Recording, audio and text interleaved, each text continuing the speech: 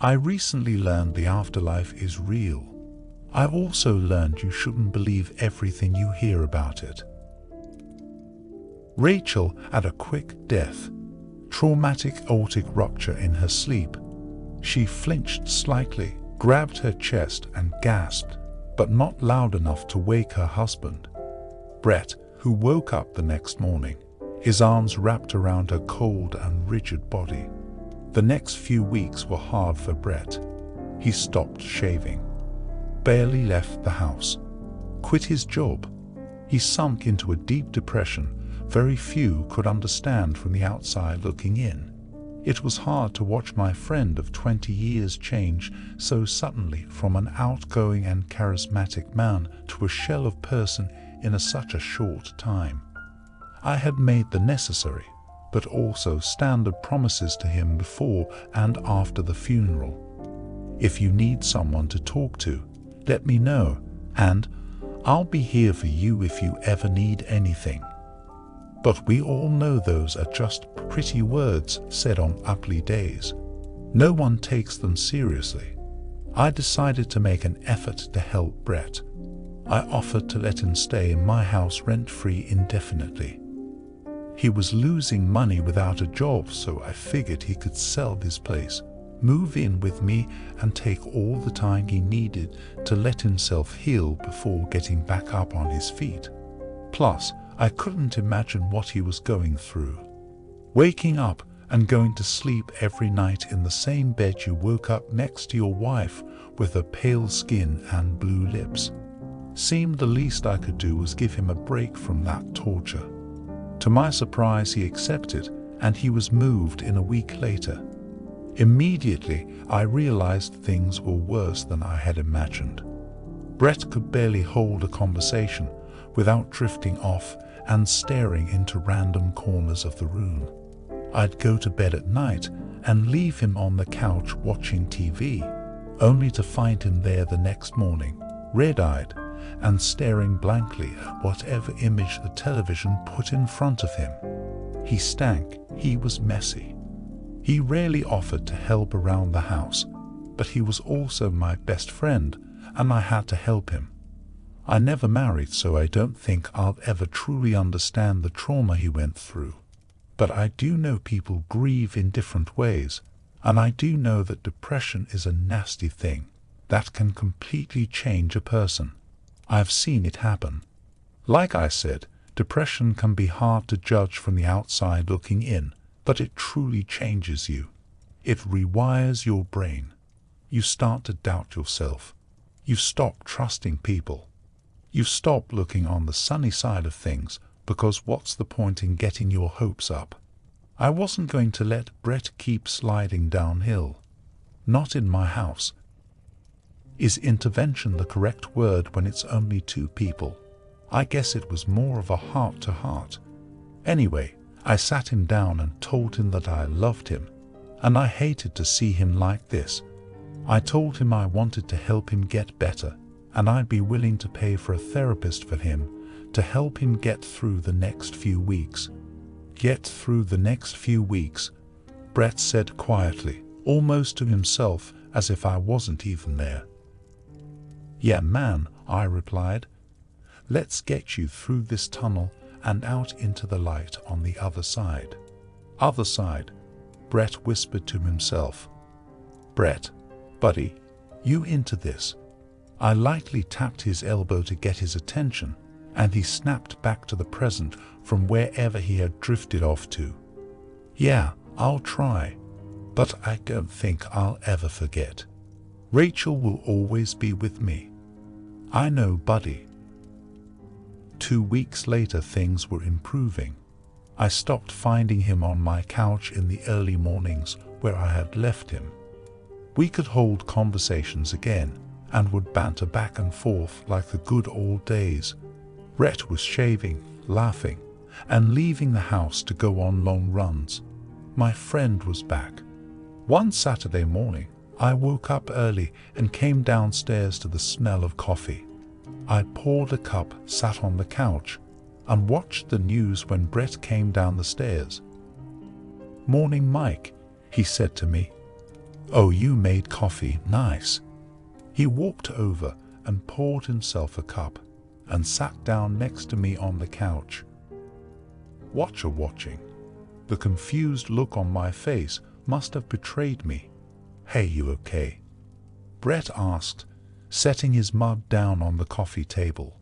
"You know, if you need to talk, I have the number for a good therapist," he said with a grin.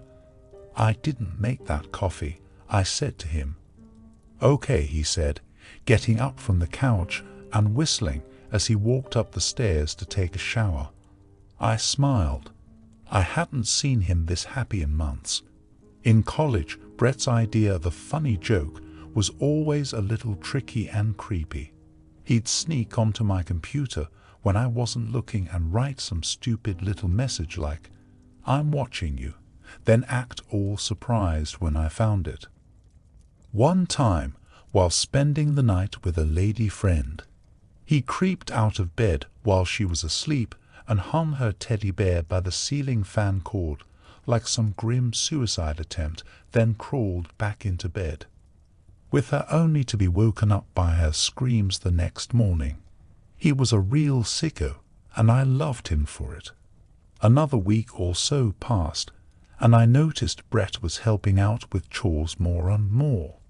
I'd come home from work and the dishes would be clean, my laundry would be folded on my bed, and the house would have this faint, but familiar, flowery sort of smell to it. I don't know what cleaner he was using, maybe some sort of spray, but it was nice, and I wasn't going to complain about the maid service. The honeymoon phase didn't last long. I'd hear Brett pacing around at night, having animated conversations with someone, and I'd walk downstairs to find him sitting at the kitchen table with his phone still upstairs. He'd start to disassociate again during conversations, like he would when he first moved into the house with me, and I'd have to clap my hands to get him to snap out of it. One night I came home to him sitting in the dark at the kitchen table, so I flipped on a few lights and saw he was crying. I pulled up a chair next to him. "You are right." Brett was silent for a long time, keeping his teary eyes on the table in front of him and wringing his hands like he was trying to get feeling back in them. I told him I understood if he didn't want to talk, and I stood up to go take a shower when he spoke. I still see Rachel all the time. The tears started to flow again, his voice breaking every few words. She follows me around. I'll see her peeking at me from around corners or under beds. His eyes met mine for the first time that night. She stands in my closet at night. I didn't know what to say. What are you supposed to say in a situation like that? "I don't believe you. Tell the therapist I'm paying for." How about, "Tough times, buddy. Going to have to get over it sometime or another." Does that sound good? "Are you afraid of her?" is what I ended up asking him. No. Knowing what I know now, I probably should have gotten some more information out of him at that point, but the situation was just too awkward for me. At this point, his backslide was more annoying to me than anything. I had opened my doors to my friend, paid for his therapist, and was the only shoulder he had to cry on for months. And now he's going to backslide. I wanted my life back. I love Brett, but I wanted him out of the house. I smoothed things over as much as I could with the typical phrases people use in these situations. "You can always talk to me, and she's in a better place now," and the usual. "We'll get through this," and then I went up to bed. But things started to get weird. I'd hear footsteps at night and doors closing, only to find Brett passed out on the couch in front of a static television. I'd come downstairs in the morning to a freshly brewed pot of coffee with Brett still asleep on the couch. But what really scared me, what made me finally believe him, was seeing her. I saw Rachel in his closet, just like he said he did. Curiosity had gotten the best of me, and one night, as I listened to Brett snore the night away on the living room couch, I crept up the stairs and into his room. I kept the lights off and sat at the foot of his bed and just listened. I tried to put myself in his frame of mind as I scanned the room looking for whatever shadows he might be misinterpreting. That's when I saw her. Deep in the pit of the closet, her small pale face emerged ever so slightly from the darkness. She didn't move. She didn't speak. She simply stared at me from the darkness with pained eyes and blue lips. I couldn't believe what I was seeing. She didn't look ghostly. She wasn't see-through or floating. It looked like she was just sitting there curled up on the floor of the closet, waiting for someone to come and help her up, to save her from the pain she was feeling. I slowly stood up and took a step toward the closet.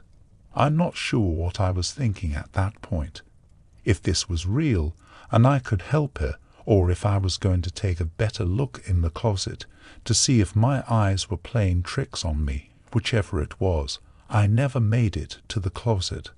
I took one more step, and right in front of my outstretched hand, the closet door slammed shut, sealing the specter of Rachel inside. The screams filled the room, and the closet door shook as she pounded the door from the inside. I was frozen in horror. My mouth went dry. My brain was flooded with too many questions at once to even begin to think of my next step. The bedroom lights turned on and the pounding on the closet door stopped. Brett was standing in the doorway. You saw her too, didn't you? Brett and I talked about Rachel for hours the next day, and we decided the best thing to do would be to let her know that she is, or was, loved. Brett wanted to invite her for dinner the next evening, so that is what we did. I cooked up a lasagna and plated 3 plates at the kitchen table. I sat at one head of the table and Brett sat at the other. The 3rd plate was set between us. As we sat for dinner, Brett announced, "Rachel, dinner's ready."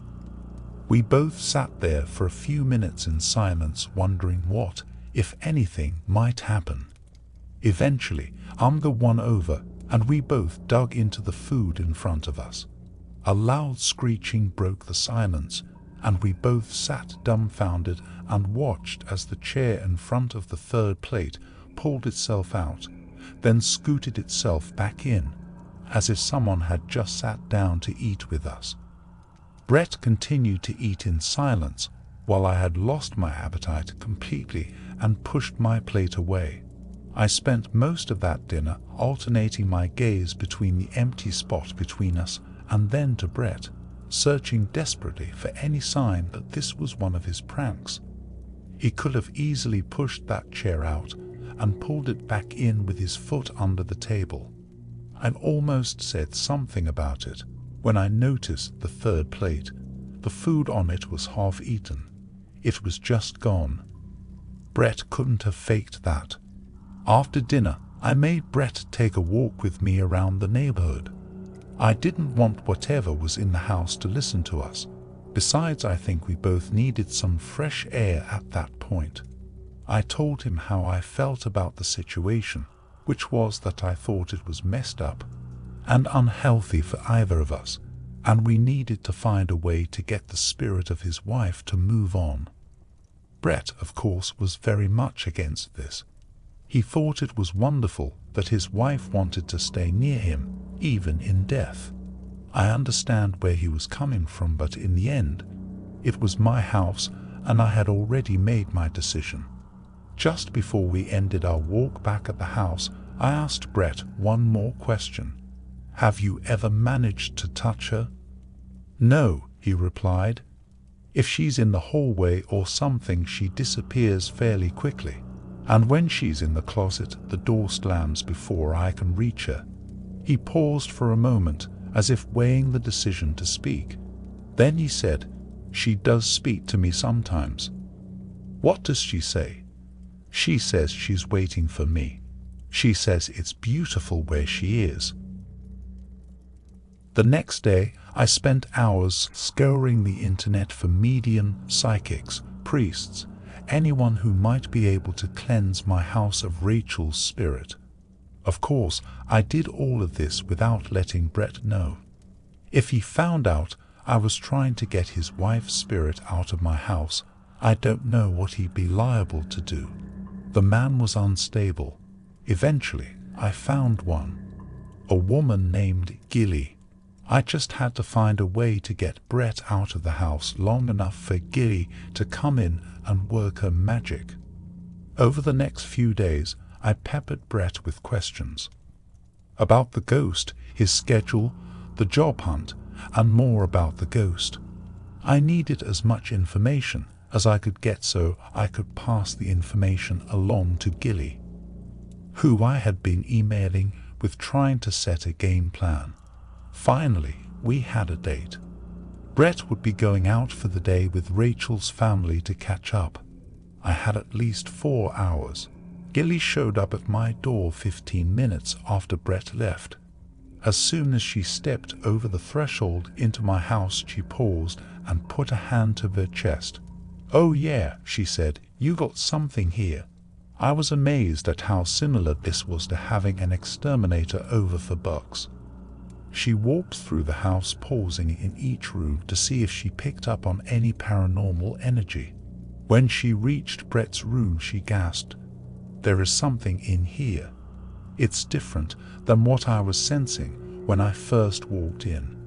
It's much larger than I thought."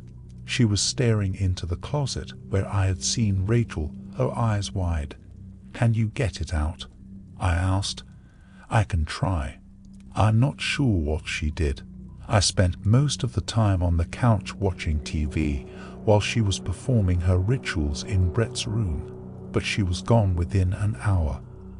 Brett came home in a chipper mood later that night after getting some much-needed time with Rachel's family. He had always been very close to them, even when he and Rachel were still dating. I prayed he hadn't told them about his experiences. Within a few days, Brett started to deteriorate again. He was dirty, barely washed, and never slept. When I asked what had happened, he told me, "I don't see her anymore." Tears were welling up in his eyes. She said she would always be there for me, that she would wait for me. Not knowing what the protocol was when your friend stopped seeing his wife's ghost, I decided to try and say something to motivate him to get his life back together. Maybe it's a sign that it's time to move on. I winced at my word choice. We won't forget her, but maybe she wants you to move past the grieving process and start your life back up again. I was flailing. The therapist I paid for definitely didn't seem to be doing a great job. Brett stood up from the couch. "You're right, it is time I moved on."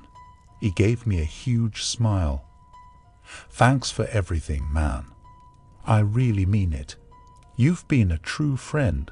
Then he walked into his room and closed the door. For once, I felt like maybe I said the right thing.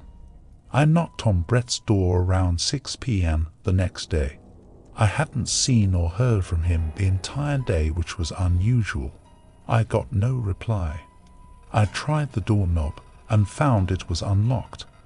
I found Brett, blue in the face, hanging by his belt on the ceiling fan.